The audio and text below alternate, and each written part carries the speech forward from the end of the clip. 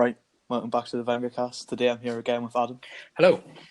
And similar to what we done with James yesterday, we're just going to go through the New York Giants season today with Adam, who is a Giants fan, and just talk about your free agency, the draft, your upcoming season, just a variety of things. Sounds good.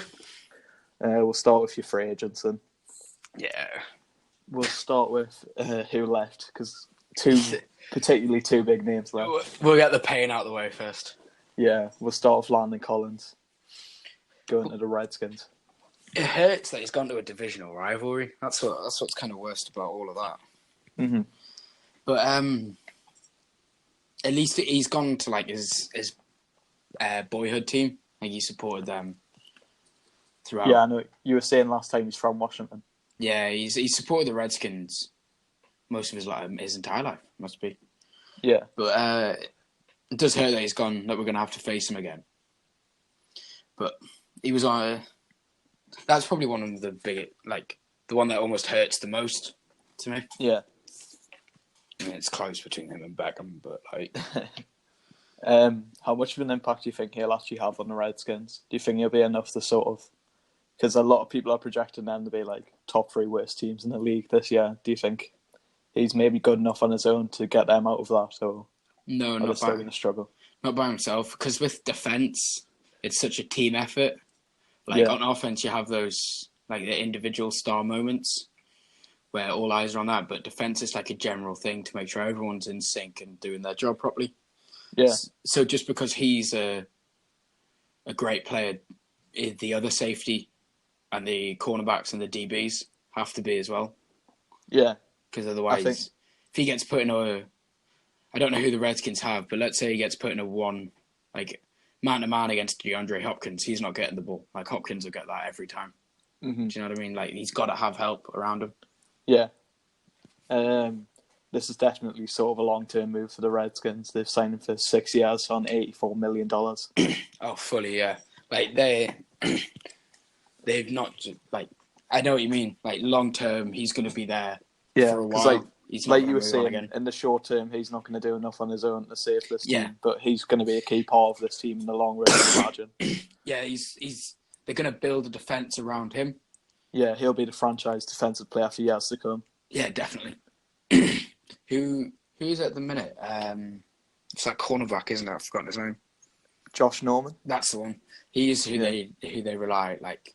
Yeah, so they do have a decent secondary now, the Redskins, but elsewhere, pretty much everywhere else on the field, they're not that good. No, they're poor pretty much everywhere. Yeah. The bottom of the NFC East is going to be interesting then. Yeah. Obviously, we've said how that'll affect the Redskins, but more importantly, how will it affect you? Losing a player like him. The worst bit about it all, as well as him going to a divisional rivalry, but also the fact we didn't get anything for him. Like, yeah, nothing. Like, he's a quality player, and I felt we should have got something for him. But we have made some quality safety signings, which we'll come on to, I'm sure. Mm-hmm. So I know we couldn't get a player to replace him because he's arguably one of the best safeties in the league. But I feel from him leaving, it's kind of opened up some cap space to make the defense as a whole stronger by getting more players in of slightly lower ability. Yeah. Does that make sense? Yeah. Yeah. Do you maybe think, like, I know what the Chiefs done with D Ford when they franchise tagged him, even though it was clear like both parties were ready to separate, but they knew they would be able to trade him. Do you maybe think you should have done something similar?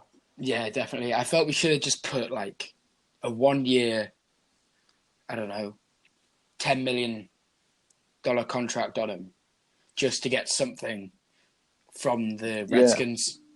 And I think as long as he knew like he was going to get traded, I think he would have been happy as well. Yeah, and I think if the Redskins wanted him that much, they would have happily traded for him because he's a high caliber safety, one of the best in the league, like you said. So he's worth trading for. I felt we could have got a second, third round pick from him if we'd put a small contract on him. Oh yeah, definitely. But what the worst thing that could have happened is for the Redskins to go, we'll wait a year, and Landon Collins refused to play. I mean, he doesn't seem like that type of player, but we've seen it so often recently with multiple players. I don't know whether it was worth the risk of just whacking a quick contract on him just to get something. Yeah. Moving on from him then, probably the trade of the offseason. I think Antonio Brown, everyone saw it coming for a while, but I think it's just hit everyone like a ton of bricks when it was announced. Out of the blue. It's been like rumored for a while, hasn't it? Like, if you like, it'd been rumored that Beckham wasn't happy. Yeah, but no one really believed it, and then just boom, out of nowhere, he's gone to the Browns. What was it like when you first saw like the tweets from Ian Rappaport, sort of confirming it? Well, you showed me first on this. Yeah. Group you probably chat. thought it was a fake tweet. I thought it was fake. After the number you pulled on Andy, I was like, nah, that's fake. Went onto Twitter and just everyone was just freaking out. Like, I saw Le'Veon Bell tweet about it, Tyrann Matthews, all of them were all freaking out about this. And I just didn't believe it, like, honestly. It's just madness. And once you had believed it, what were you thinking? Like, immediate thoughts about the Giants' future without OBJ? What the hell are we going to do? Yeah, I think it's safe to say for like the last 5 years, probably he's been the franchise player. Oh God, yeah. I'd say even to the point where personally, I know people who support the Giants because of him. Yeah, fake fans. Well, he's the most followed NFL star on Instagram. So even if you don't know the NFL, I think you know Odell Beckham. You probably know him. He has a sort of a unique look, doesn't he? Like the blonde. Sort of curly hair and the big black beard. His fashion sense as well. I don't think anyone but him could pull that off. Yeah, like he rocked up to training on Halloween with I think it was a Versace ballistic mask on. Like, well, as you do. What's going on with that? But where do you even get that? Was that get like custom made or? Yeah, exactly. It's just must have been weird. Just walking in the shop, Versace. Just make this mask for us. Yeah, cheers, thank you. But that was a shocker, honestly. I kind of saw it coming a little bit because he wasn't happy. He wasn't happy at the Giants, but I saw from an interview with Barkley. I forgot where from, one of the NFL reporters. Yeah. About what happened straight after between him and Beckham. And it turns out Beckham had FaceTimed Barkley almost straight away because he was in Paris at the time. And he wasn't happy to have left, is what I saw. All right. Do you know why he wasn't happy? Or I think, because you're moving from New York to Cleveland, like, let's face it. I wouldn't be happy. Yeah, but geographically, it's a downgrade. Yeah, team-wise, it's an upgrade. But I think... I don't want to say geographically it's a downgrade, but for a player like OBJ who loves the attention and living in the limelight, Cleveland's nowhere near New York in terms of He's got the Statue of Liberty tattooed on his back. Like... Yeah, I think he was made for New York, and it's going to be weird not seeing him in there. Fully. But I think... He wasn't happy at the Giants, but I think what he thought was Manning was going to go, not him. Yeah. But it was a shocker, complete shocker. Well, I know, like you just mentioned about Manning there. I know some Giants fans are like, how the hell has Eli outlasted OBJ? I know. Like, if you said that a year ago, people would have thought you'd be insane. Like, what the hell are the Giants doing? But it actually happened. I mean, for all that Eli Manning's done, we've got to show some faith in him, like, realistically. Yeah. But I didn't see Beckham leaving this offseason. No, I don't. Like we've both said, I don't think anyone did. It just came out of nowhere. Yeah, thought something was going to happen, but not him leaving. Yeah. Like, after he got that new contract, I was like, well, that's him here for the next 6 years at least, and then he'll move on. Yeah. Were you happy with what you got for him? I mean, any trade for Odell Beckham Jr. I'm not happy with. Yeah. But I mean, in terms of, if we're going to assume that you were looking to trade him and he was going to get traded no matter what, do you think you got a good deal? Yeah. We did better out of Beckham than the Steelers did out of Brown. 100%. Oh, yeah. Definitely. We got a safety to fix an area. Like now that after Collins left, so we got a safety back to kind of fill a hole. I know he's not on the same level, like I said. Yeah, Jabril Peppers is still a good player, though. He's still a good player, and we got He's a draft quite young pick. as well. Is he? I think is Peppers only 23. I'm not sure. I think he's 23, which is obviously really young. Yeah, that's young. 2 years younger than Collins, so I guess you could say you're getting younger at that position as well, which is always good. He's got time to grow into that position. Yeah, but to get a first round draft pick, I felt the only way he was leaving if we got a first round. If we got a second round and Jabril Peppers from him, I'd be disappointed. Yeah, I think most people would. Like you said, somehow the Steelers did manage to get a first round pick from a team who literally had 3. I know. But I don't know how you managed to get one from the Browns. So I think it's more of a case of showing how much more the Steelers could have got rather than like you sort of getting more than what they expected. I think the Steelers just wanted Brown out of that franchise. Well, I think he was sort of pushing himself out as well. Yeah, there's probably more negotiation between the Browns and the Giants than there was between the Raiders and the Steelers, I think. Yeah. I think the Steelers saw that request come in straight away and was like, yeah, get him out. Yeah, but I mean, Beckham wasn't, like you said, you think Beckham might not have wanted Eli there, but he wasn't coming out on Twitter saying like, oh, he's a bully and stuff like that. So I mean, there was no public. He did go to the journalist kind of mid-season calling out Eli, which is not the way to do things. Like, I don't agree with that. Like, if you've got a problem with your quarterback, you take it into the locker room and say, take another second and just have a look to see where I am. Because in a one-on-one, Beckham will win that every time, I think. Yeah, definitely. But the way to do it is not to the journalists. Because if he struggles against the Browns, like not against the Browns, for the Browns, he doesn't want Baker Mayfield coming out and saying he's been useless. Yeah, like waste of a trade. Yeah, like it's not the way to do things. Yeah. I mean, how good do you think he will be for the Browns? Because there's been a lot of hype. Obviously, they're in the top 10 in the power rankings now. People are sort of saying they have the best offense in the league potentially. Do you think just him himself does bring all of that? I think Baker Mayfield brings that now. After Mayfield proved himself with a below-average receiver last season to now have one of the arguably in the top 4 for wide receivers. Yeah. I think Baker Mayfield is the reason in that top 10, not Odell Beckham. Yeah, I mean, as crazy as that sounds, I think I'd agree. I think Baker Mayfield's just, it's insane what he's done to the Browns. I don't think I've ever seen anyone turn around the franchise so much on their own. Nah, he's given almost a new life to that. Sorry, a new life to that team. Yeah, well, literally when he got drafted, he said, well, actually, no, before he got drafted, he was asked about going number 1 to the Browns. I remember in the interview, he said, if anyone's going to turn this franchise around, it's me. And fair play to him. Yeah, proved his word. He's lived up to it, hasn't he? Yeah. Oh, well, moving on to another trade with the Browns, but slightly less, appealing. High profile. Yeah, high profile one. On the same day. I feel we just try to slip this one in. Yeah, it was sort of if we do this on first, they might not do it.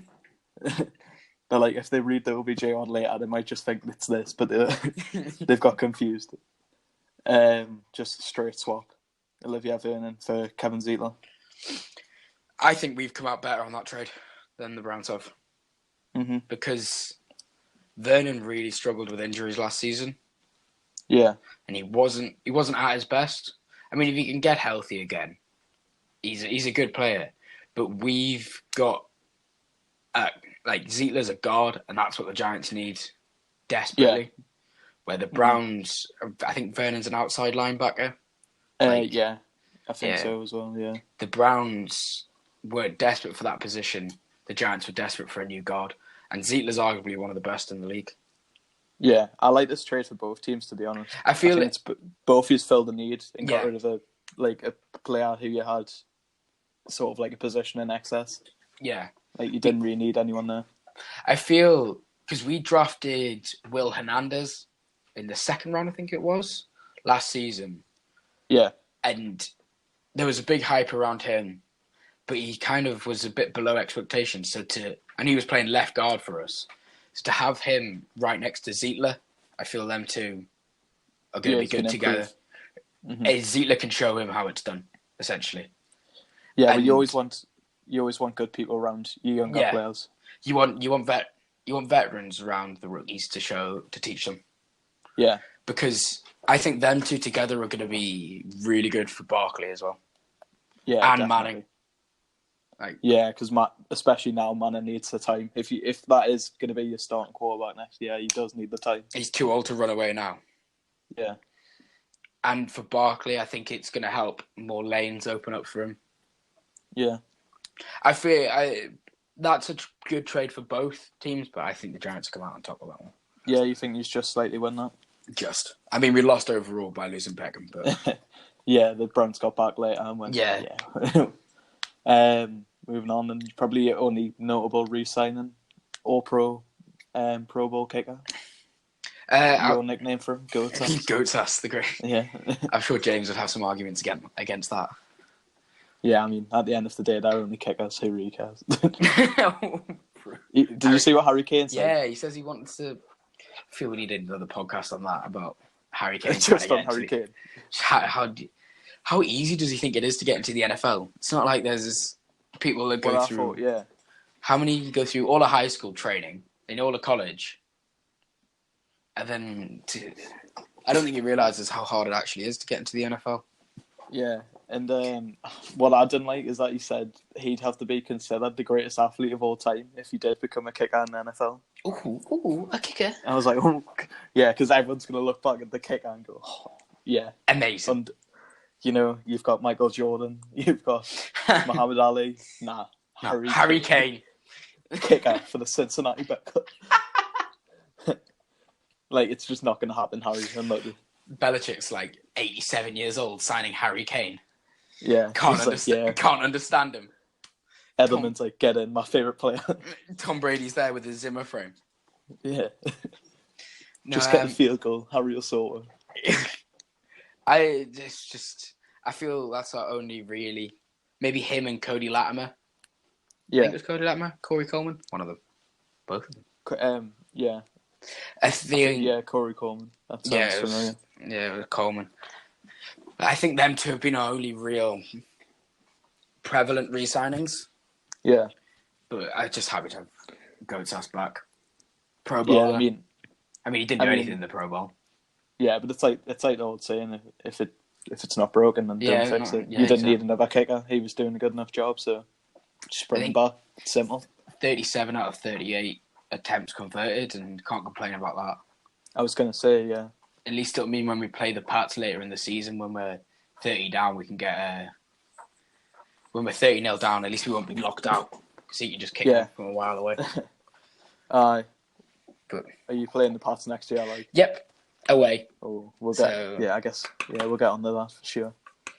Great fun. Next then, pretty much like you were saying before, other than Jabril Peppers, this is sort of another safety to go next to Peppers to replace Landon Collins. Bethea. From Bethea. From the Cardinals. He's. Yep. I think he's about 30. So, because I saw a big uproar. 34. Yeah, he's old. So we signed him after Collins, and people were furious that we signed someone 9 years older.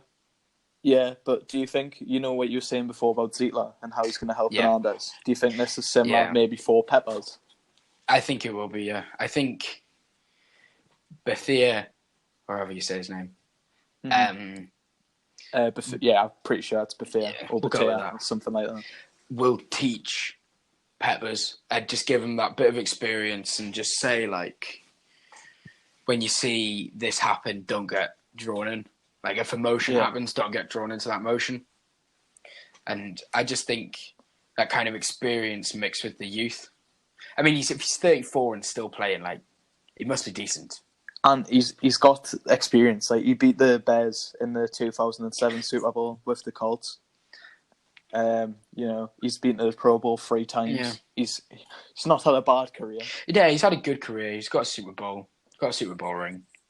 But I don't think that's going to be a long-term solution. I think Peppers is our long-term solution. We brought him in to just to coach him and fill a gap. Yeah. I think that's sort of like an on-the-field coach. I think that's a 2-3 year.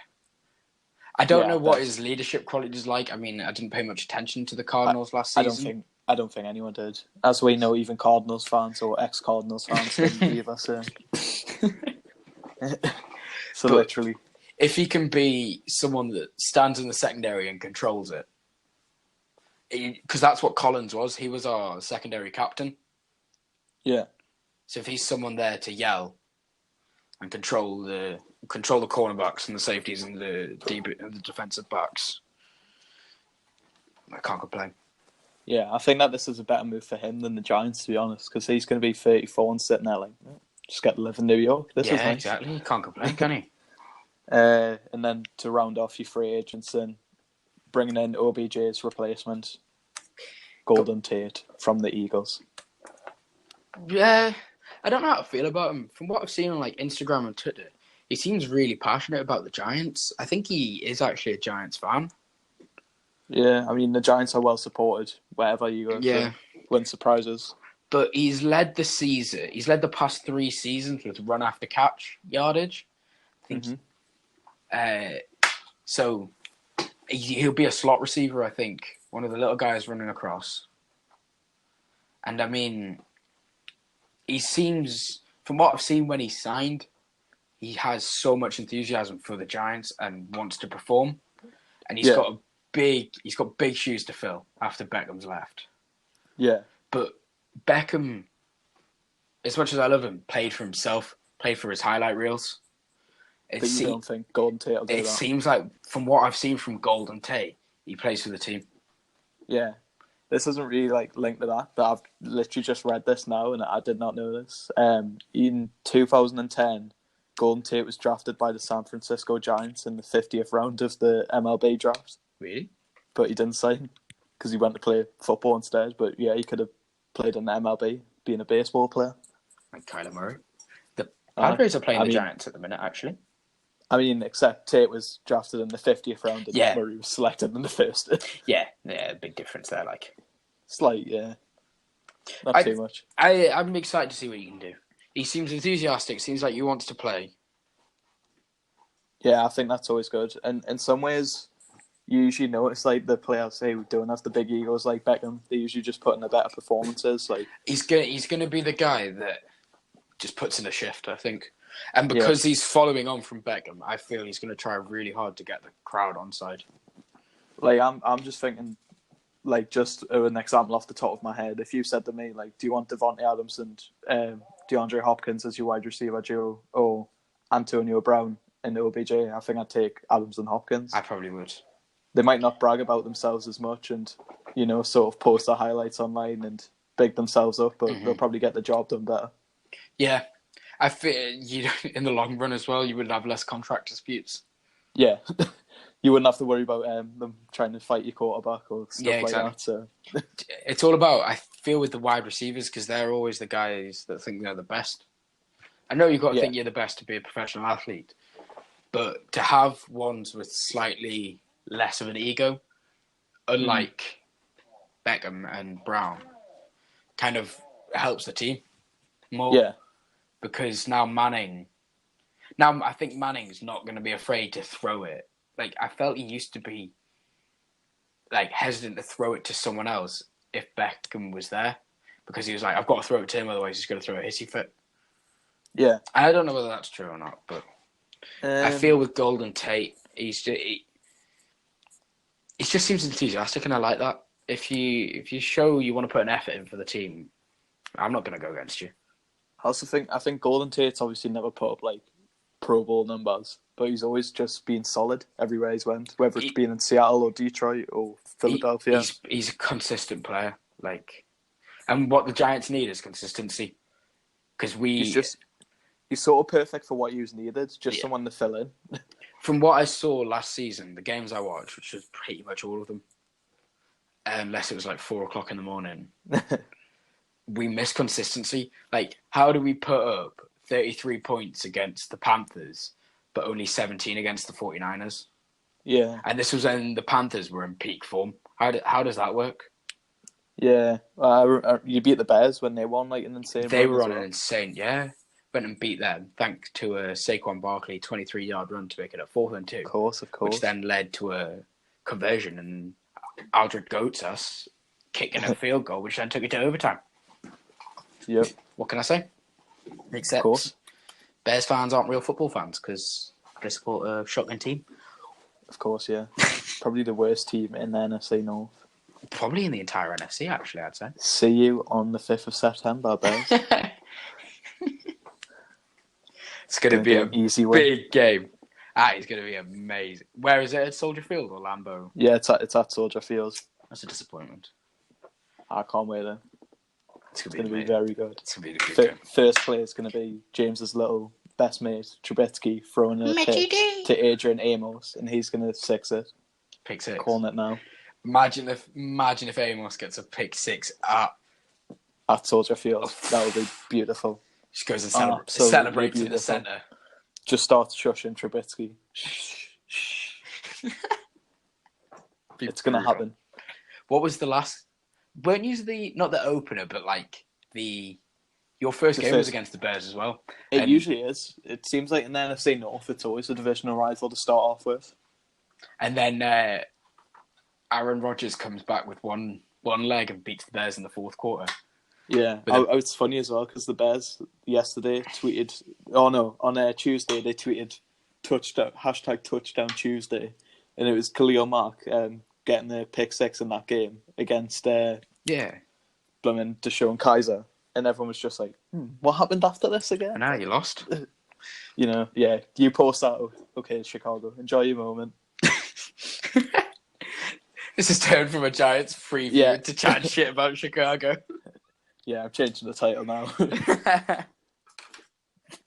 No, but I doubt anyone from Chicago listens to this. So you just get a load of comments below, absolutely hating on you. It's like never listen to this again. I'm fuming. All my listeners are from Chicago, and I just didn't realize. Oh well, moving on from free agency. Back onto the Giants, who we're actually talking about. Yeah. Have you looked at any mock draft for the Giants? Looked at a few.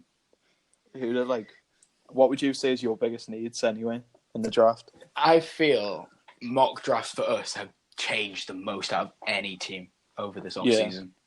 Because everyone's gone from us saying we're taking Haskins at number 6. Then after his poor combine, I've seen people saying like Rashawn Gary or something. I've forgotten his name. Rashawn Gary, yeah. Yeah, the edge rusher.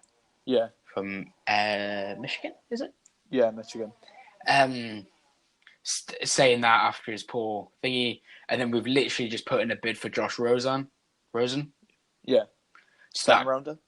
Yeah, 37 pick, so yeah, our second round pick. To be fair though, before the OBJ trade, you had 1 second rounder, 1 first rounder. Now you've got 2 first rounders, so might as well give up that second rounder. We've got something like 14 picks or something like that.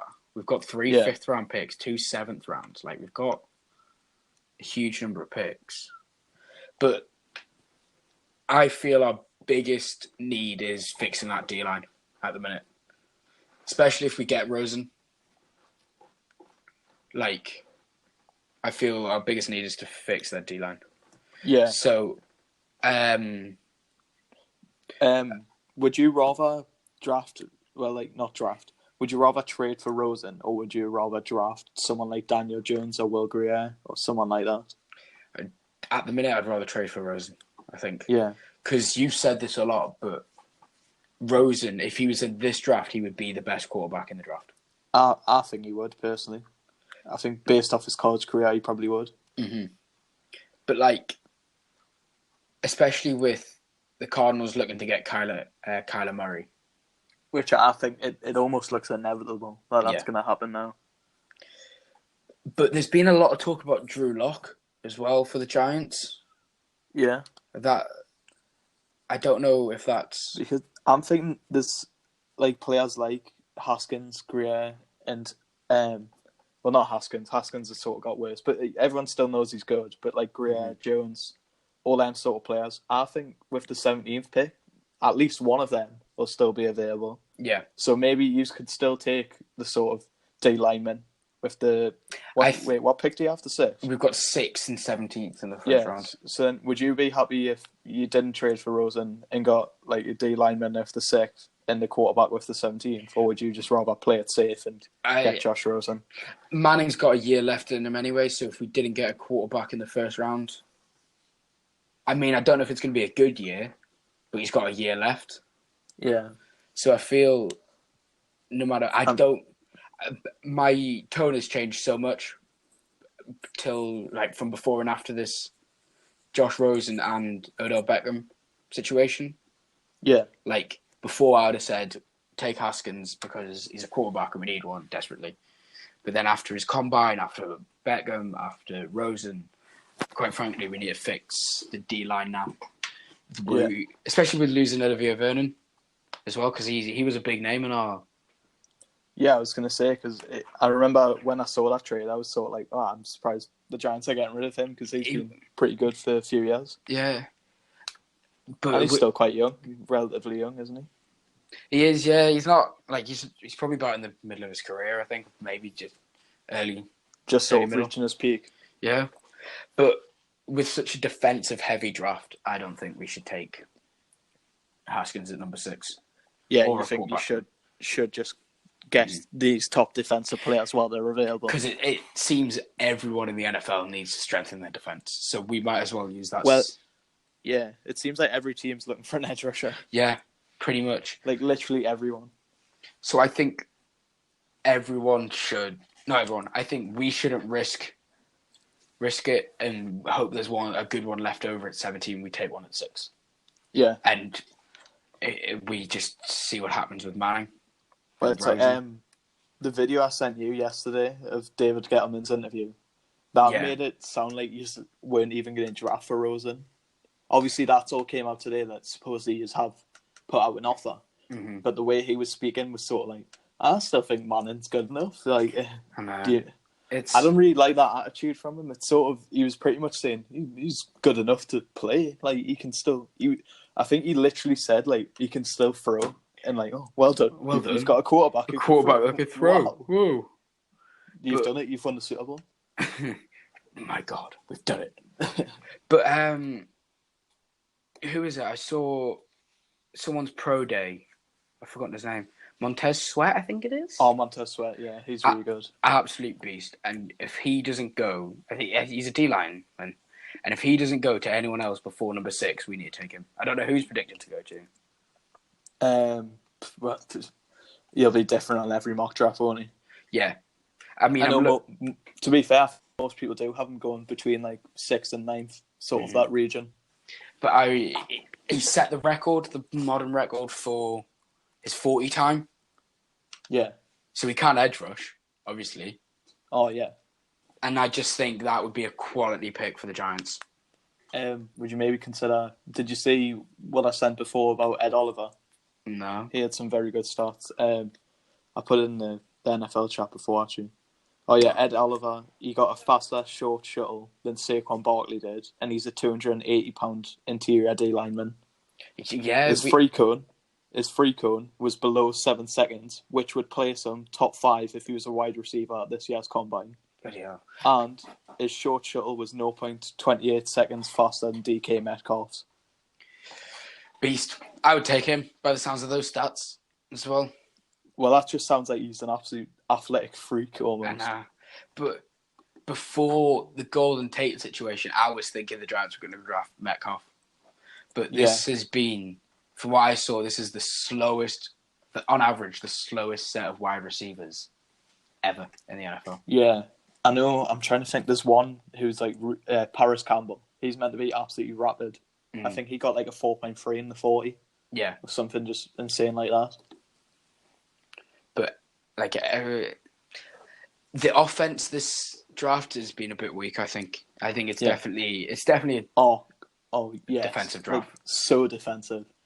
And that's why I think we need to take one at number 6. Because it's so good this year. And yeah, it's too good to pass up on. If Rosen ends up at the Giants, I wouldn't be surprised if we took another one at number 17. Yeah. Took an O-lineman. Yeah, you were mentioning wide receivers before. Would you like another wide receiver to go alongside Golden Tate? No, I think still Shepard will do the job. So you're happy with Shepard? Yeah, I feel him and Golden Tate are very similar. We don't have this deep threat anymore because I think they're both quite, I'm going to say short for the NFL. They'll probably both be like 5'11". I was going to say, I think Golden Tate is 5'11". I'm not sure about Sterling Shepard, to be honest. That's short for the NFL when everyone's walking around at 6'2".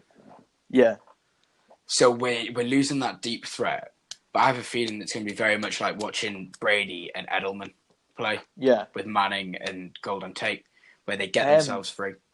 I mean, I see the comparison, but yeah, not on the same quality. Yeah. The execution won't be the same, but I see the technique. The effort will be, but the execution won't be. If Manning turns into Brady overnight, then fair play. I mean, Brady's overrated. Ooh. Yeah, he is. Ooh. I didn't think you'd agree with me. It's not an unpopular opinion. No, he is. He's fully overrated. Yeah. Unless you're a Patriots fan. Sorry, Patriots fans, but well, that's all your Boston fans gone. Yeah, you've got no fans left. Turns out everyone listens from Chicago and Boston. Chicago and Boston, two of the biggest metropolitan areas, are both gone. Brady's overrated. Anyone else you want to? Brady's overrated. Rams and Chargers, terrible, awful. All of New York, crap. Whoa. The Jets. Well, the Jets are no. You realise they're like, oh. Yeah, maybe not. Yeah. Should we move on to your fixtures then? Yeah, sound. We'll start with your divisional rivals because obviously you play them every year. So, Redskins. I think on the road we'll lose, at home we'll win. Why? Because from what I've seen on the power rankings, we're ranked very similar. And I think it's just going to be the fact that home field advantage. So, do you think both them games could literally be like 50-50? Yeah. I think it's because last season we lost to them at MetLife, but we beat them at, I don't know what the Lincoln something. Is that their stadium? Not a clue. Not a clue. No, they have quite a big stadium, to be fair. Yeah. I think that they're building a new one, though. Yeah, they are. But I think that'll be flipped because we lost at home and won away. Like, we destroyed them in Washington. Yeah. Barkley, like an 87-yard running touchdown. That was amazing watching that. I like the video of him telling the O-line how to block before that as well. And I like how pretty much every Giants highlight from last year is Barkley running. Yeah. I like did you see that clip there where he was like, you block and create a gap and make it a big vertical? And he was like, even though the safety's like 25 yards up the field, he was like, I'll outpace him, so it doesn't matter. I was like, the confidence on him is ridiculous. I think my favourite Barkley player from last year, though, still has to be the Michael Jordan sort of basketball touchdown. Which one? The one against the Saints or the Cowboys? The Cowboys one. That was mad. I saw a stat where he jumped 14 feet in the air. I thought the funniest part of that as well is when afterwards they're claiming he fumbled it and they're all already running touchdown. Away. Like, yay. Cowboys, delusional, just like their fans. Oh, there's Dallas gone. Yeah, but we've just got Houston fans in. Yeah, do you think, obviously in the Redskins game, you were saying about Landon Collins, how he's a Redskins fan. Mm.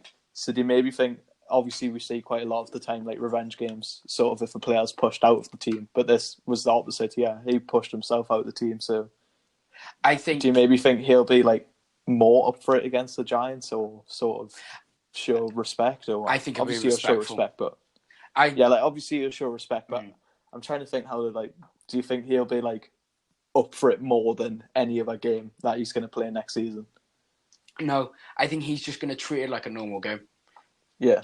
From the player he is, because you get quite a lot of the personality across, like just from watching them, like you see Jalen Ramsey doesn't have a mouth guard in at any point in the game, so he can talk. He can chat absolute rubbish to the wide receivers. It's well, quite a few cornerbacks and safeties do that. So you see that, Richard Sherman. He's like the master of that. Yeah.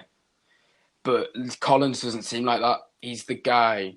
He makes the big tackles and then he does the generic like incompletion celebration. But he's not like Jalen Ramsey who does it over the wide receiver who's down on the ground. Yeah. Yeah, but so I think he'll just conservative. He'll treat that as a normal game. But it's going to be weird for him being on the other side of the ball at the MetLife. Yeah, I definitely think that'll be an interesting one. That'd be good. It'd be good to watch that one, I think.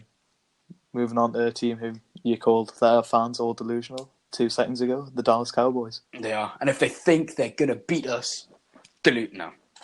Yeah. They're one of the... They're looking really strong. They're going from strength to strength each day. Do you think they had a good off-season? I think... Because I know there's a lot of mixed feelings, actually, like with Cowboys they're fans. doing now. Like, they're doing absolutely nothing in their off-season. But, like... Yeah, well, they haven't signed anyone major, but they have signed... Randall Cobb. A few... Yeah, Randall Cobb. Like, he hasn't really done much for Green Bay in the last few years, but I sort of think he'll be a good locker room guy for them, maybe. Yeah. I think they'll make playoffs, and if they don't bottle it, I say bottle it, they had the Rams, and that's, of course, a tough game. That was a tough game last season. Yeah. I think they'll do well, and I think they'll probably beat the Giants. I know. Both times? Yeah, both times. Mm-hmm. That's going to hurt. What do you think of Jason Witten coming back? I thought that was a bit strange, to be honest. That is odd. How old is he? 40? Yeah, he's got to be 40. Got to be. Why? I saw the Saints sign Jared Cook from the not the Titans. From the Raiders. The Raiders. I got a caught with tight end. Yeah, they signed him from the tight ends. You guys signed him from the so he's an amazing tight end, probably one of the best in the league. So why are they going for this 40-year-old that probably won't be able to run 25 yards? Yeah. And the Saints have just improved their already strong passing game. Yeah. I just think that's weird. I don't know whether they've brought him in just to have as a locker room guy, like you said with Randall Cobb. Kind of that morale booster. Plus, I don't think there's many players left who can still play who know the Dallas Cowboys quite as well as he does. No. Obviously there for so long. Last team in the NFC East, the Philadelphia Eagles. I think in the last podcast I was in, I had these to come top of the NFC East. Mm-hmm. Would you still stick to that? Probably, yeah. I feel the top is going to be close in the NFC East, and then there's going to be a bit of a gap between the Redskins and the Giants. Yeah. I definitely think I think Cowboys and Eagles fans are going to be looking at this season like it's just between the two of them. Pretty much, I think we're already a 2-horse race division. Yeah. I don't know whether we would get wild cards coming from ours though with the other NFC teams. Like with the Falcons and the Saints and the Panthers all in the same division, like. Yeah, obviously it happened last year. The Eagles got just the wild card, but I think I'd have to agree. I can't see it happening again. Whoever finishes sort of top here. Yeah, pretty much. Like, I think, like with the Packers growing as well, because I think you'll come first or second in yours. Thank you. No bother. It's the only reason I'm back because I'm nice to the Packers. Don't know why. I don't know why you keep getting James back. But, I don't see a wild card coming from ours, so I think that's going to be the NFC East is going to be interesting to watch. Do you think it's going to be like really crucial who comes first? It's going to come down. I think it's going to be between like 2 games, and it's essentially going to be the games where the Eagles and the Cowboys play each other. Yeah, it's going to be. Yeah, they're going to be they're going to be the biggest games of the year for both of them easily. Definitely. Coming out of your division, then we'll start with your away fixtures. Right. The New York Jets. Little New York derby. How was that an away fixture? Well, I mean, it's classed as one, but you're still at home, really. Yeah, we'll still have the same, not necessarily the same number of fans, but it'll feel like the same environment. Well, to be fair, I think you probably will still have the same number because, like... Yeah, probably. I don't know. Well, actually, yeah, you get season tickets and that, to be fair, so you probably won't, but... I still think there'll be about 30% or higher Giants fans still. Yeah, definitely. It'll be like watching a Cowboys Houston game because Yeah. there's I'm going to say close for America. They're two close teams, and I just think Yeah, the same only state, I guess. the only difference not the Cowboys, the Giants will be feeling is that it's a green stadium, not a blue one. I imagine in MetLife they have a Jets and a Giants locker room as well. Have you not seen that video? It's mental, where it's like how they change it over Yeah, I between the have. two That teams. is like when we played day after day, like one day Because after the other. that showed you locker rooms, and they're literally like, Oh, when you're like a kid and you like spin around the block, so they've got like one of them like above each locker, where like mad. you just spin the name round and it goes between the Jets and the Giants player, whoever sits there. Fair enough. So I mean, we'll be out of our locker room, but we're still going to be in the same city, same stadium. Yeah. You know what I mean? It's like it's not gonna feel like an away game, except maybe you might hear a few louder cheers for the Jets. Yeah, it'll be louder for the Jets. That's all it'll be different.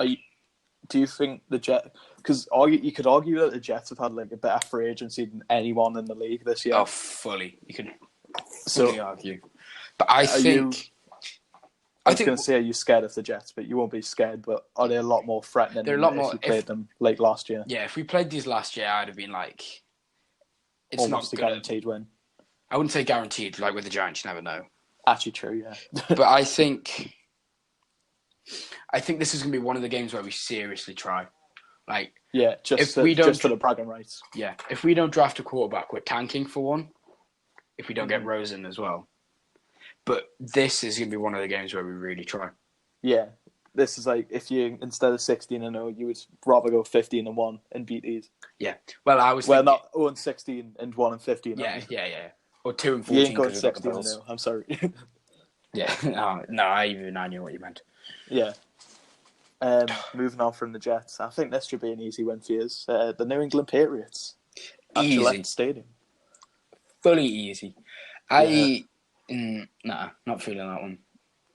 Like, I know Manning is always good against the Patriots, but without Beckham. And I think it depends a lot where, because we haven't got the schedule for when we're playing. I think it depends a lot when in the season. Yeah, it's like when me and James were doing it yesterday, James was saying he would like to play the Chiefs or someone like that early. Yeah, because definitely. They might not be hitting form yet when you play them. Like I know last year the Patriots lost their first two, didn't they? I think they were at the start. They went to 1-3 or something stupid like that. The Bills had a better record than them. Yeah, that's mad. And I just think it depends entirely when you're playing when we're playing them. And I want to get the Patriots just out of the way when they're not making that playoff push, but they normally hit around at the fifth game. Because that's when the Patriots really step it up. Yeah, well, we got them at like the worst time possible last season. Definitely. Because they were just starting to pull away, and playing us was sort of like secure that they no one in their division was touching them, and that's exactly when we got them. I fully believe we'll lose to the Patriots. No matter when in the season, I think we're going to lose to the Patriots.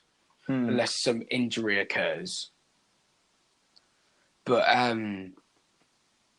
to the Patriots, I mean, not to the Giants. Yeah. But if it's mid-season, it's going to be an embarrassing loss. If it's early season, it's just going to be a loss. It's going to be like, we're all expecting that. We weren't expecting Tom Brady to throw 70 points there. Going on from that, then I think this is the game that you probably have the best chance of winning on the road, going away to the Tampa Bay Buccaneers. I was waiting for you to talk about the Chicago Bears here. Easy win away at Chicago. No, of course. No, but I think that's being unbiased. I think this is your best chance of winning. Probably, yeah. I mean, I think the Bucs might have a heavy tanking season. I think so. I think so. But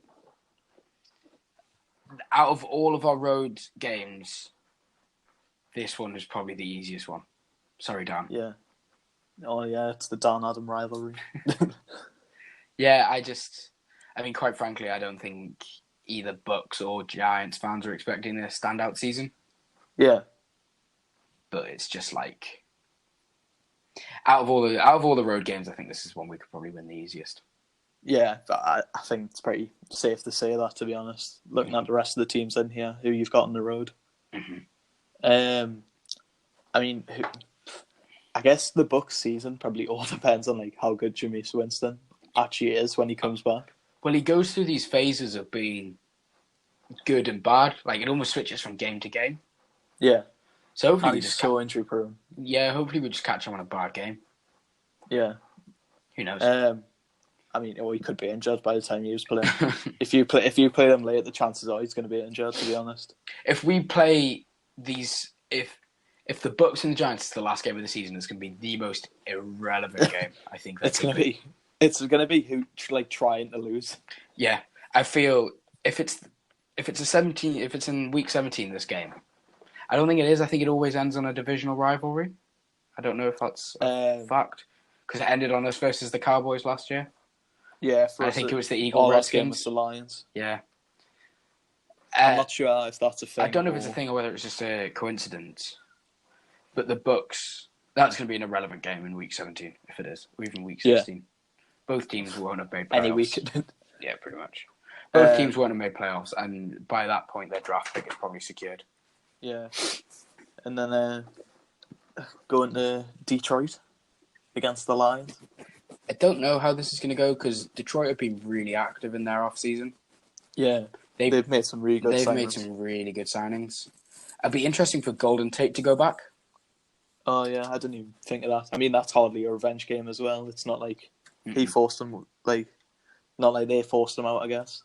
Nah, but again, I think that could go either way. Depends how hard we want to tank. Yeah. Pretty much. That's how this is all going to go. Yeah, most of these games, it's just, do we fancy this today? What we thinking, Eli? Do you want to be replaced in this draft or not? Yeah. That's probably why you're playing him. It's just sort of like, right, we're trying to be bad on purpose. Just sort of enjoy your last year, mate. Yeah, have fun. I feel that Bucks-Giants game, if it's week 16, is going to be hilarious. I feel there's going to be some ridiculous plays coming out in that. Force fumbles and everything. Do you remember the Ravens versus, I think it was the Browns last season, the first time they played, where there was 3 seconds left on the clock. The Ravens were punting, and they just walked back the full way, and there was so many. Everyone just held on to each other. There's just so many holding calls, but it was just to run the clock down, so they couldn't get near. Yeah. Oh, it was just. I feel that's what the Bucks-Giants game is going to be. Just stupid plays. Just a longer version of that. Yeah, a 60-minute version of that. And then your final road game away in Chicago. Easy game, easy win. We'll do it again. Yeah. End of discussion. Right, home fixtures. This will be probably a bigger game for Green Bay than New York, to be honest. Oh, fully. But I mean, if you beat the Bears, you'd be doing us a massive favour. Oh, massive, yeah. It's going to be close in the NFC North as well, especially between the top two. Yeah, well, you're playing all the NFC North teams this year as we'll get on there, obviously. But I feel if we beat the Bears, we do a bigger favour for Green Bay than we would for our own season. Yeah, exactly. Do you think, what would you say is probably, because the Bears have got rid of Vic Fangio, who was their defensive coordinator last year. They've got rid of quite a few defensive players. So I don't think they're going to have the same defensive powerhouse that they did last year. They think that they've got a better chance this year than last year. I'm not sure. They don't have a first-round pick. It's because Bears fans are just as delusional as Cowboy fans. Yeah, that's maybe the case. But I think with our improving O-line and their weakened secondary, we might be a little bit more of a threat throwing. Yeah. And running. I mean, if Barkley can make it beyond the line of scrimmage, it's going to be a real dangerous time. Yeah. For any team, actually, with Barkley's ability. But against the Bears, especially with them losing all those secondary players. And no first-round pick. Yeah. I think the Bears will be trying to run a lot this game as well. Probably, because, as we know, Trubisky's quite poor throwing, over 5 yards. So, just in general, really, he's quite poor. Yeah, so he'll probably want to avoid throwing at the newly acquired safeties. Yeah, definitely. Janoris Jenkins, yeah. Yeah, exactly. So he'll probably try and get that running game going a bit as well. Mm-hmm. I didn't even know who the Bears running back is. It's I know who it is, but is it Robinson? I want to say Robinson. Couldn't tell you, mate. That's gonna annoy us now. But, He's that irrelevant. That's why. Yeah, I'm actually gonna look just because otherwise it will annoy us. Who's the Packers one? Our running back. Yeah, Aaron Jones. I think I knew that actually. The NFC North. Yeah. Oh, it's Tariq Cohen. That makes sense. I know him now. The NFC North has quite weak running backs, I think. Oh, okay. I mean, Dalvin Cook's probably the best, to be honest. Probably. And that's saying something, I guess. Yeah, I was about to say that's saying something. I think I know we're going off topic. I think the NFC East has the best running game. Yeah, well, I mean, Bell and Barkley alone probably confirm that. Yeah. Wait, not Bell. I'm thinking. I was going to say Elliott. I'm thinking New York, yeah. Elliott. Probably Zeke. Adrian Peterson. Barkley, AP, yeah. I feel who's the Sproles now that JJ is. Who the hell is the Redskins running back? Peterson. Adrian Peterson. Yeah. Legend. And then the Eagles have Sproles. Yeah, but people are saying the Eagles are maybe going to draft Josh Jacobs, running back, in the first round. So that would be interesting to see. Won't live up to Barkley. Well, he'd probably end up being where the Eagles pick him? Pick 25 or something. Something like that, yeah. Yeah, I think Barkley was just a one-of-a-kind running back. I think he's had to take him. I know a lot of people criticise you for not taking a quarterback, but I think he's made the right choice. Fully. He's taking a load off Eli Manning. Yeah. Oh, well. Should we look at you? Yeah, back on track. Yeah, back on track. Starting with the Cardinals. We'll probably lose that one. That hurts. Really? The Cardinals? If they take Kyler Murray. That would be interesting to see. It would be interesting if you took a quarter. Oh, if we had Josh Rosen. If you took Josh Rosen, I'd like to see him have a mad game against them, just to sort of say screw yous. As I've said, if what's rumored to happen does happen, and they just ditch him. Yeah. Oh, that would be very interesting. I sort of hope that happens now. Oh God! But if that's the only reason, that's the only thing that could make this game relevant. If that's the first game of the season, Kyler Murray's debut for the Cardinals is against Josh Rosen. Yeah, that would be an incredible, a good game to watch. And I think with most of these fixtures, other than maybe the Patriots and the Eagles and the Cowboys, from the ones we've talked about, and the Bears probably could go either way depending on the day. Yeah, different call, could result in the entire game changing. So I just think it's going to go either way for most of the Giants seasons. Probably the wrong way, but I don't know. What was the situation with Bethea in Arizona as well? Because obviously you got him from there. I don't know. It was odd them just trading away. I know he's 34. Yeah. I think they were kind of saying he's had his time up. I was going to say, I don't know how major he actually was for them. Because you were saying, no one's really paid attention to him for a few years. They have Patrick Peterson, who's an incredible cornerback. Yeah. But I think the Cardinals-Giants game is going to be a good one to watch if it's Rosen versus Murray. Yeah, I think that's the only reason people would actually watch this. Rosen's going to get our D-line fired up so much. Yeah. Come on. Hit him! Kill him. Whoa. Patrick was like, whoa. Rosen just runs out with a baseball bat. Rosen's like, can I play on the D-line? Next, a team who I think is going to have a horrendous season, to be honest. The Miami Dolphins. I think but both of you could be, I think, definitely top 5 picks next year. Yeah. Based on where you finish. I wouldn't be surprised if we were picks 1 and 2 and the Bucs were picks 3. Because I think the Dolphins, although the Dolphins could take a quarterback this draft, I think if the Dolphins have a heavy tank in year, they could get the number 1 pick next year and get the top quarterback. So it's a weird one for them. Fully, yeah. I think so. But like you say, like I said, it's going to be depending on the day. It's going to go either way for that. Yeah. If it's weird because the draft's going to decide so much here. Yeah. For these games. Depending in the schedule as well. If it was the current teams that they've got, I think the Giants are winning that. Yeah. But depending on the schedule again, if the Dolphins already know they're tanking, I mean, in the AFC East, they're not making playoffs this year. I think every AFC East team except the Patriots knows. Yeah, maybe the Jets are in a shot of the wild card. Yeah. Maybe. But with the Chargers and the Chiefs and the Colts, the Jags and the Texans, I don't think so. Yeah. But in the season, I think that depends how hard the Dolphins want to tank. Yeah, I definitely agree with that. I think it'll show how hard they want to tank based on if they take a quarterback this year or not. Because like I was saying, they could easily get that number 1 spot next year and take like Tua or Justin Herbert or Jake Fromm or someone like that. Fully, the quarterbacks coming through next year. Next year as a quarterback class for sure.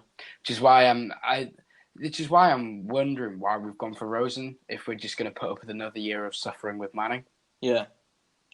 Because Rosen is good enough to be a starting quarterback. Unless we have him for a year and a half, draft a quarterback and bring him in halfway through and use Rosen as a trading. Yeah. Which I feel bad for him to do that. He's gonna do a Case. He's gonna do a Case Keenum, isn't he? Where he's gonna travel around. But it's sort of like at least Keenum had a chance to prove himself as a starting quarterback, whereas Rosen just hasn't even. But he's had a year with one of the worst teams in the NFL. Yeah. Literally the worst. They've got number 1 pick. Yeah, the worst team in the NFL. Yeah. So I don't really think you can judge him off that. That's not his fault. I feel exactly.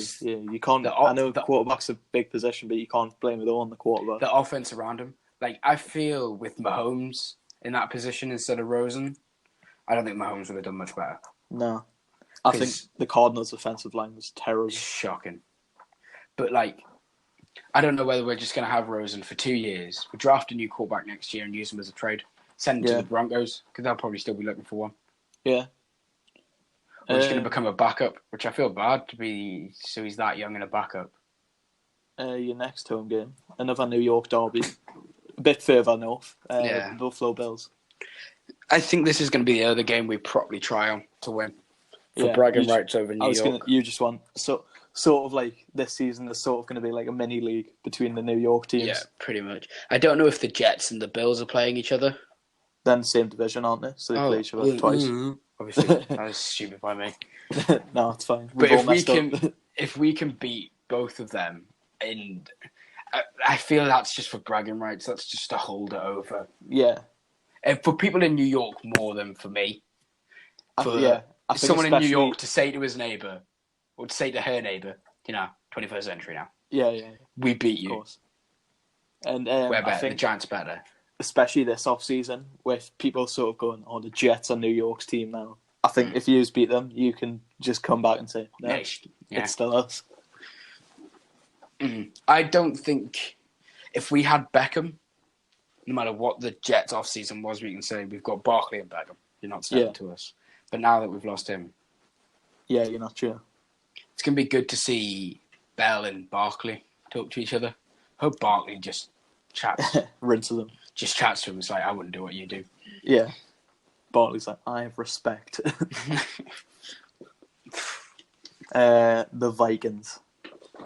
The Vikings season could go literally either way. Yeah. It's so unpredictable what the Vikings are going to be like this year. Oh, definitely. I think that's going to be an interesting game again. Again, like you said, either way, entirely depends on the draft. Depends when in the season. If the Vikings already know their season's done, they're not making... Or if they have a really good season and they know that sound. Yeah. If say it's in week 14, the Packers and the Bears have run off with it and they're like, well, we're not making this already. Yeah. Again, it could just be it could be one of the freak incidents where the Giants beat the Vikings. Mm-hmm. I mean, it's not hard to beat the Vikings, but we can't ever seem to do it. They're playing a glorified greenhouse. I wouldn't worry about it. Of course. So yeah, I got you. I want to come back. Overrated stadium. Still one podcast behind James, so I'm trying to get myself back on again. Oh, don't worry. You can be 2 ahead of him now. Next time we'll just sneak you on and not tell him. Yeah, I just sit here in silence for the next one. It's like an NBA podcast. I know not for. James just looks at you. James just looks. He's like, wait, what? What? No, I think that's going to be, depending on when in the season it is, that's going to be 2 different games. It seems like that's the case with a lot of these games, for you, to be honest. The sort of teams that you are playing, are they going to tank or are they not? Yeah, pretty much. Yeah, so I think definitely dates are going to play a huge part for you this season. Yeah, huge amount. We'll finish off with the big one, the one that the whole world is waiting for, the me versus you derby. The New York Giants at home to the Green Bay 13-time world champion Packers. Shut up, man. I like how we could have had 3 derbies in the NFL between me and you, me and Andy, and me and Dan. But Andy had to be a snake. Andy had to go and change teams. Shocking. To be fair, I've got a few this year, I think, because we've got the Chiefs, we've got yous. Trying to think who else we have now. Do you know how Lewis said he's changing teams? Yeah. I really hope he's going to support the Panthers. Oh, because then we'll have the Falcon. Matty supporting the Falcons. Lewis supporting the Panthers. And Dan supporting the Bucks. And that'll be good. The Saints fan. I mean, if he started supporting the Saints, I think we'd call him a glory hunter. Yeah. But probably a bit less than if he supported the Rams. Still a glory hunter either way. Yeah, I mean, he's not going to listen to this. I'm not worried. He's not listening to this, so I'm not worried. I just get a message from him. You get a message from him an hour after you've uploaded this. Why are you chatting about me? It's like, I'm sorry. Lose sweat. No, but we've got the Chiefs, we've got the Giants, and the Panthers. So yes, so you could have the Panthers. Yeah, I hope he does. But I think with Green Bay, to be honest, I don't think we stand a chance. You're not looking to tank. We are. We're Green Bay. We're always in win now mode, but it usually doesn't work out. No, but literally, what worries me is I know it's like a completely new era. Mm-hmm. And I just don't know how much time this is going to take to get together. Yeah, that's the one concern I'd have, because we've made the right signings, we've brought in the right people, we've kept the right people. It's just, can we make it more work? I mean, if you put in a shift in off-season in the trainings, I think you'll come out. I know this isn't going to be week 1, like this game between me and you. No, and it might not be week 2 because you'll probably go up to Lambeau. I mean, the Texans took them 4 weeks until they were at home, or 3 weeks. Based on, I'm sort of thinking similar.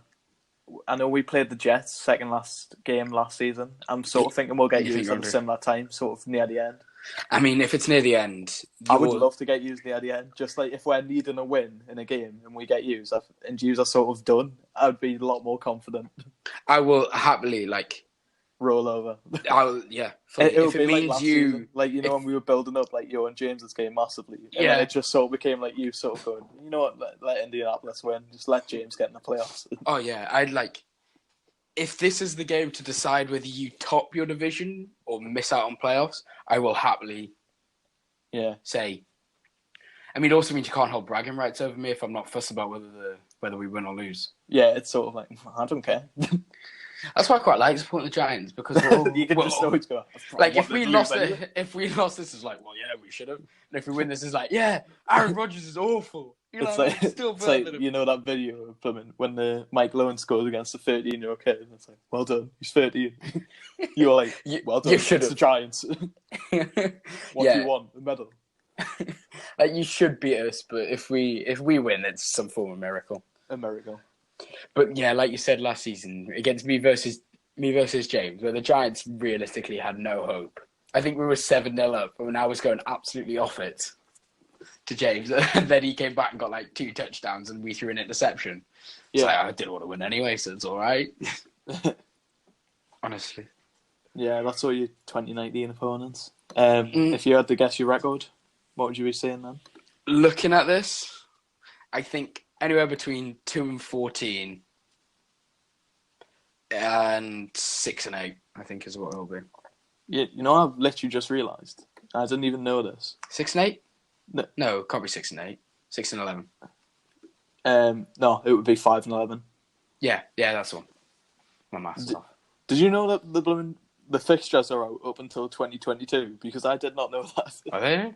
Yeah, I'm on your website now with the fixtures. I just went to scroll down a bit, and it's got 2020 fixtures, 2022, 2021, obviously. Oh, it just doesn't have the dates. Whoa, the NFL. No, but it's like confirmed, like who you're playing in those. NFL What the hell? I did not know prepared. that they were. Yeah, I did not know it was planned that far in advance. Imagine this in the Premier League. Yeah, like well, I mean, obviously you can't in the Premier League, but I guess you could probably do like promoted team 1, promoted team 2. Yeah, exactly. I don't know. Oh, this is mad. Yeah, I didn't like. What the hell? 2022. How can you be that like prepared in advance? I guess because so much of the NFL can change. 32 teams and no one gets relegated in that. I don't know. That'd be a good idea for. I'm just thinking for the next podcast. Have the idea that the team with the bottom record go to the AAF.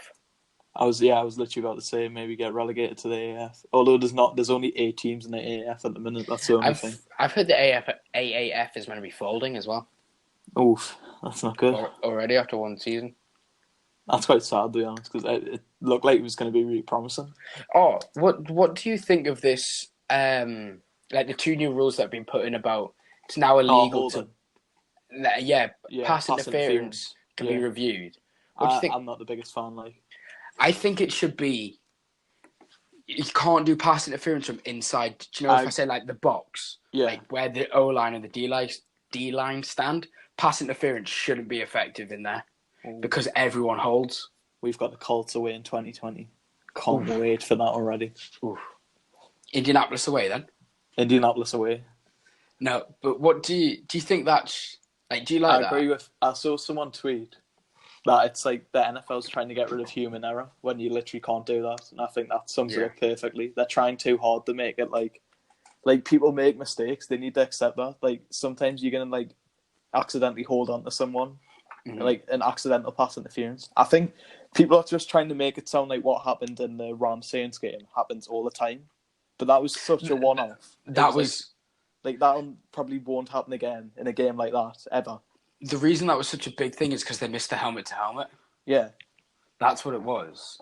Exactly. But I think if it's, I don't think it should be brought in. I think maybe outside the box, so the O line and the D line when they're holding on to each other, like that's not a huge deal. All you're going to do is get a swatted ball, maybe. Yeah. And quite frankly, the D line won't care if they've swatted the ball. They've done their job. I mean, this year they're using it to test, so hopefully. Well, I mean, I was going to say hopefully it fails, but if it works, then it works. But I have a feeling that it won't go the way that they're planning it to. So at least they can take it out if it doesn't work. But what do you think of this blindside blocking now being illegal? So you can't come and block someone from behind. A bit like on the kick returns where you can't come and shove someone behind. Yeah, I quite like that, to be fair. But I saw one on a Packers thing, like against the Packers, which is why I remember it. Where it was just Clay Matthews was shoved slightly from behind just to put him off. Yeah. But I don't that's not bad because he was pushing him to make space for the running back to run through. And they're meant to be strong players, these guys. They're meant to be athletic animals. If you're getting tapped on the shoulder, you're expected to stay up. But have you seen the one? Do you remember the helmet to helmet between Antonio Brown and that Bengals player? I can't remember his name. Where Antonio Brown just got knocked out, he was cold out on the ground. Yeah, I know what you're talking about. Yeah. And then later in the game, Smith-Schuster came and bodied him, but it was a blindside. I feel that should be pulled up for not for blindside blocking, but for excessive force. I think. Yeah, and if it's obviously on purpose, there's no intent to get the. Well, I was going to say get the ball, but if you're purposely trying to cause harm. Yeah, it should be done for I don't think it should. This blindside blocking shouldn't be. The blindside blocking, it should be excessive, intent to hurt the player is what it should be, not just to block them. Yeah. But anyway, I just wanted to see what you thought about that. That was all. Yeah, I guess we'll finish off then by asked James this yesterday. Obviously, end of year awards. The Giants, any Giants players maybe grabbing the award at the end of the year. No. Unless the rookies we get through a mint. Yeah. I don't think Barkley has it in him to be MVP this year, at least. I Or also the think rest of running the backs Giants. so often get snubbed for MVP. It's nearly Yeah. always a quarterback. So Yeah, I don't think Barkley will get MVP this year. And I think he's our best chance unless to get an award. yeah, But I always think that MVP and Offensive Player of the Year should be split. Or yeah, Defensive I Player agree. of the Year. Yeah, I also think there should be an offensive rookie of the year. Yeah, same Make it a Rookie thing. of the Year, yeah. Because it just feels unfair that there's a rookie of the year. Well, yeah, you know what I mean? Like, different. Because obviously last year it was Barkley and Barkley. Barkley, yeah. And it's sort of like, Rookie if of the you're the Year. MVP, I mean, if you're rookie of the year, then it's sort of like, oh, well, but whether he plays defense or offense, he's going to be rookie of the year in that as well, obviously. I think it should be like not as highly valued as Rookie of the Year. Nah, exactly. But if you win Rookie of the Year, you can't win. Well, it's just sort of like if Barkley would have won Rookie of the Year, and then he would have been like, oh, right, well, I already know that I'm offensive Rookie of the Year then. So yeah, exactly. that reward just sort of becomes a bit worthless because the same you with say Mahomes. that you're Rookie of the Year, you don't go, I'm offensive Rookie of the Year. Mm-hmm. Yeah, The same with Mahomes. Mahomes getting offensive and then the MVP. But unless something happens, changes with the Giants, and one of our rookies is incredible, or Josh Rosen comes in and has the season of his life, which, I mean, he's only had one of them, and he can only go up, we hope. Yeah. So, I don't see us getting an award. And then I guess to finish off, who do you think will be the Giants' best player going into 2019? Barkley. Saquon Barkley. I think it's pretty self-explanatory, isn't it? He's the best player on the team, but at the minute, at least. Oh well. Cheers for coming on, Adam. Thank you very much. Giants. Pleasure as always. Got to slate the Bears a bit. As always. And, just quickly, the entire Colts franchise is a joke. Yeah. Of course. Right. Well, ready to finish there. Thanks Cheers. for listening, everyone. Especially you, James. See you later.